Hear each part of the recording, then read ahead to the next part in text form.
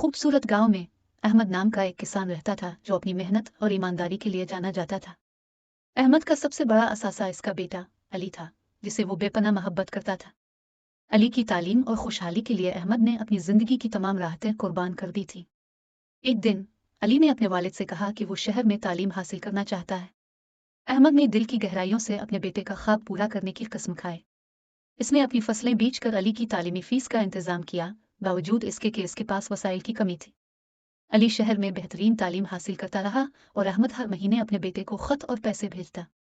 एक दिन अली ने शहर से वापस आकर अपने वालिद को बताया कि उसने आला तालीमी डिग्री हासिल कर ली है।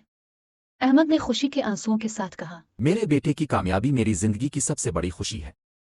अली ने अपने वालिद की कुर्बानियों को कदर की निगाह से देखा और वादा किया कि वो भी अपने वालिद की तरह मोहब्बत और दियानतदारी से काम करेगा।